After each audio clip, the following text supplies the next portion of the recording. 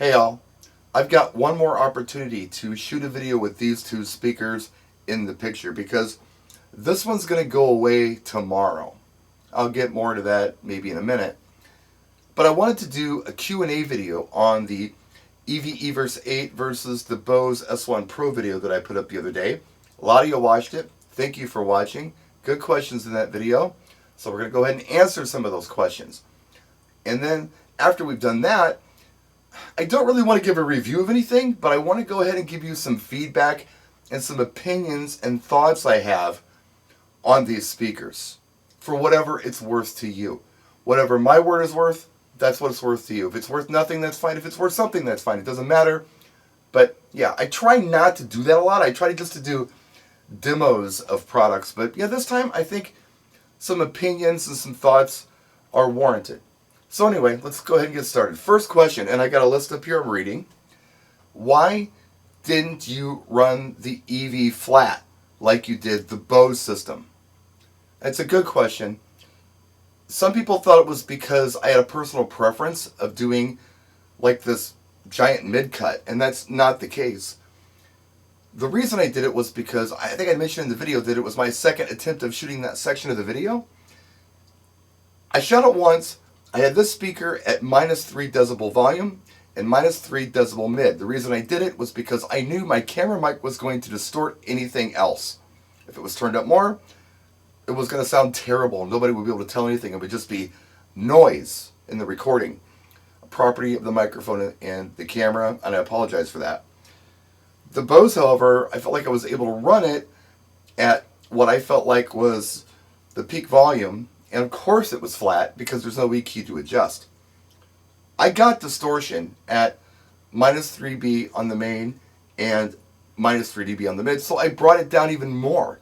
I went down -5 dB on the main, and then I went down -6 dB on the mid, and it didn't distort. Still didn't sound great on camera, I understand that, but at least it didn't distort. And I thought maybe that way you'd at least be able to hear some of the highs and the lows this produces. Next question. Can you do a comparison between the EV Everse 8 and the Maui 5 Go? Because I have a Maui 5 Go. Or, some kind of array. I'm not going to do that, and there's a reason I'm not going to do that. They're two completely different animals that, in my opinion, should be used for different applications.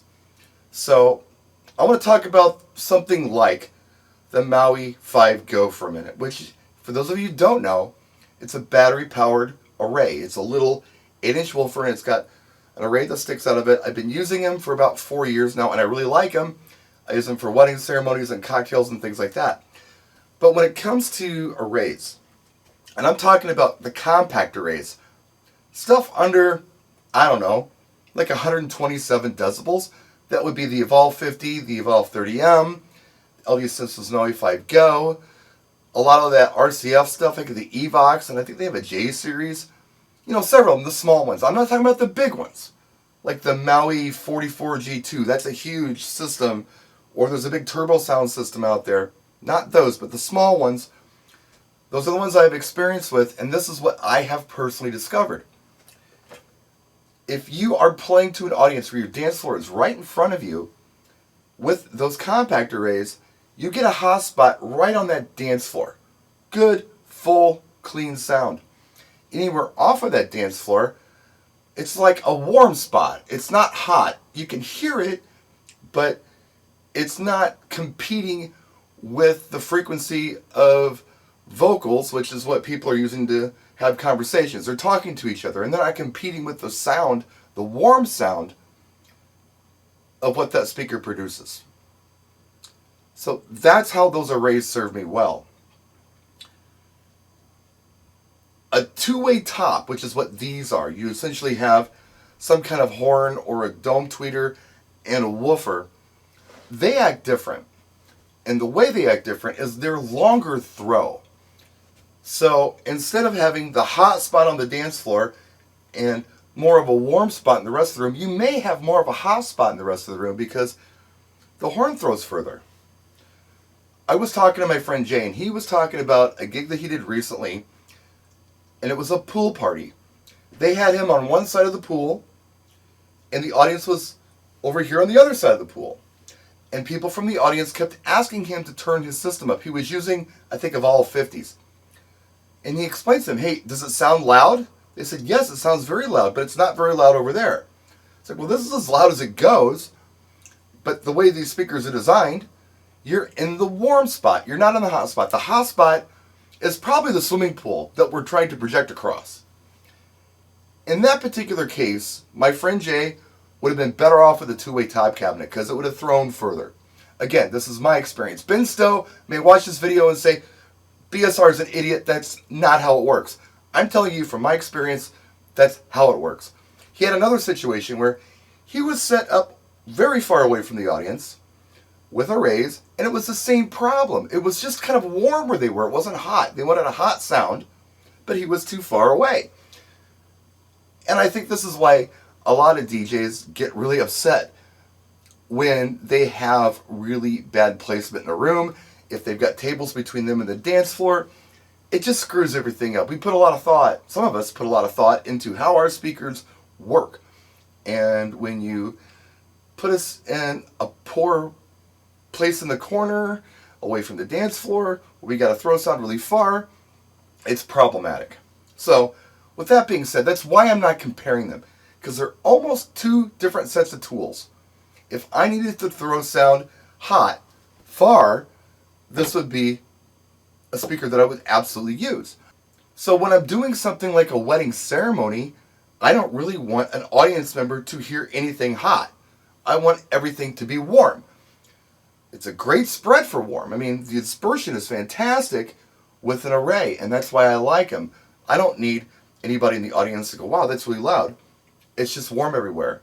And I'm far enough away where the hot is nowhere near an audience member. This, I could probably throw hot if I wanted to. So, anyway, that's why I'm not doing the comparison. Next question.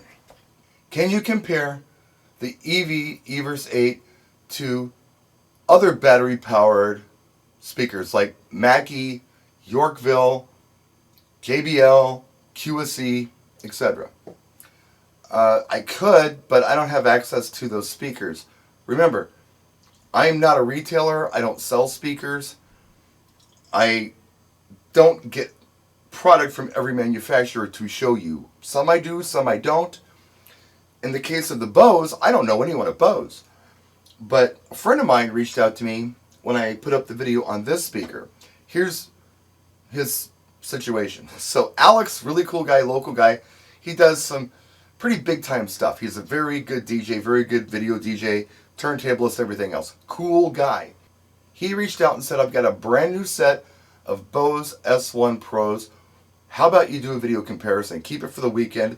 I'll pick it up Monday, which is tomorrow. And I said, cool. So he did drop them off. He just bought these last week before he knew about these coming out.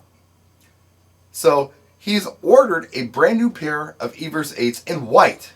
By the way, I would destroy white, but he ordered them in white. You can't order the S1 Pro in white. You can get a white cover for it, but you can't get this cabinet in white. So he liked the specs on the speaker better. He saw that it was a 12 decibel gain, which is a lot, by the way. So he's going this route, and he's returning these. These are shipping back to the retailer on Monday. So the reason I'm not doing any other speakers is because I don't have access to them. That's the long and the short of it. Another question I got. Does the Everse 8 have a delay? Well, what does that mean?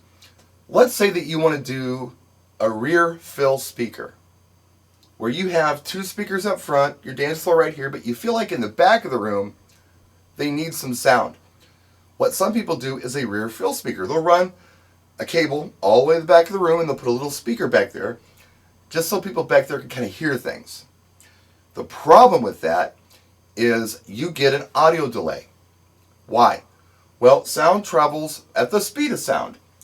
And it's very fast, but we can break the sound barrier in airplanes and even cars. I don't remember what the speed of sound is, but it's achievable. Not like the speed of light. The speed of light's like instant to our comprehension, but speed of sound, we can actually comprehend the speed of sound.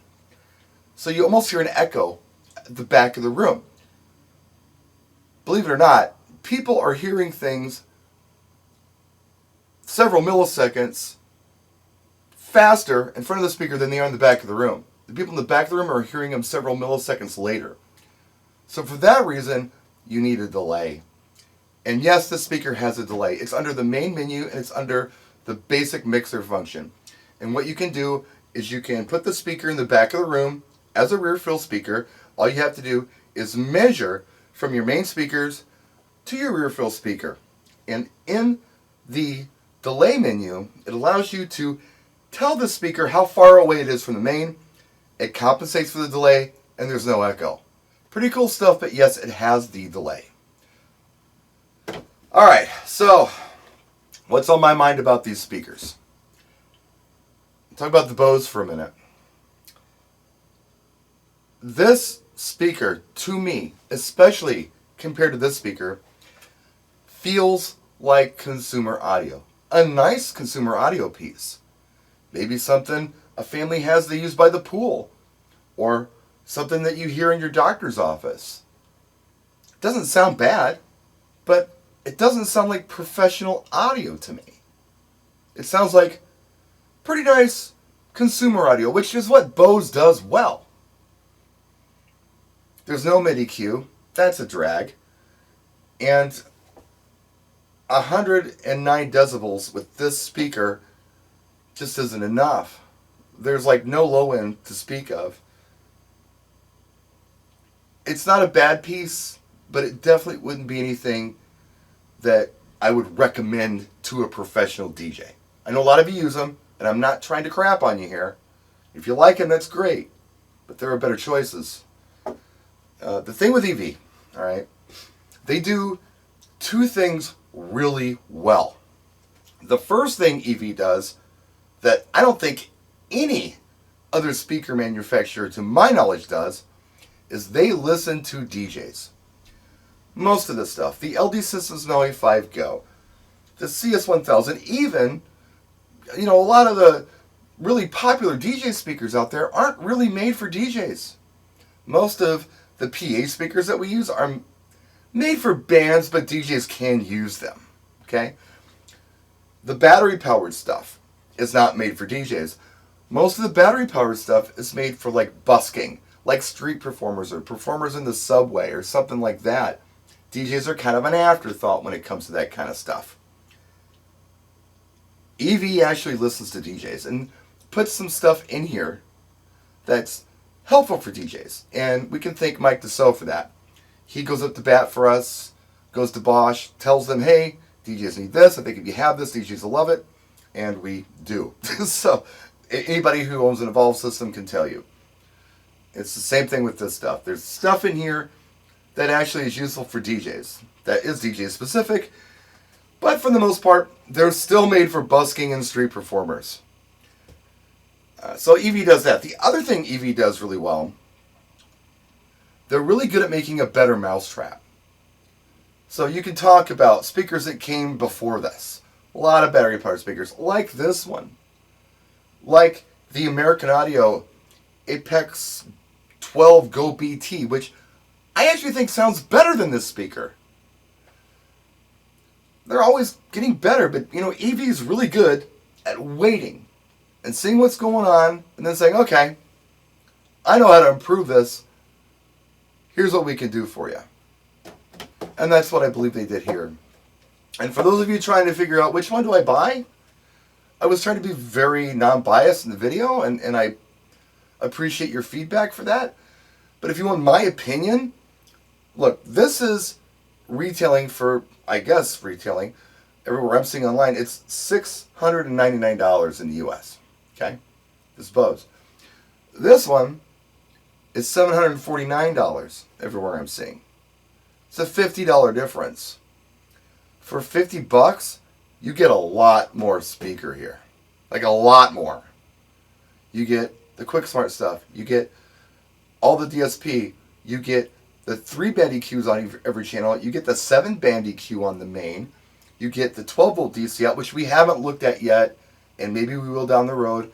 Once, maybe I get a hold of one of those trays that go on top to hold the mic receiver. But it's there. better low end, better high end. It's a lot crisper. Yeah, to me, there's no comparison. There would be no reason for a DJ to buy this when this is sitting right next to it, and you've only got $50 difference. This is the obvious choice to me. Some of you other people out there may have a different opinion. If you're using this and it's perfect for you, you couldn't hope for a better speaker. Hey, keep using it. Please do. And I'm glad that you're happy with it. But if you're going out there for the very first time and you want my opinion, this is the one you want. Just get it. It's only another $50. It's a lot more speaker. I'll wrap this video. I hope you liked it. Thanks for watching. I'll do more videos next week on probably some different stuff. But until then, just know I really appreciate you guys. I appreciate you watching, your likes, your comments, even your dislikes. I don't care. I just appreciate you checking out my channel. It's not fancy, I know that, but still I appreciate it. And I apologize for my crappy camera. It's 11 years old, but hey, we're still getting content up. We'll see you next time. Practice and enjoy.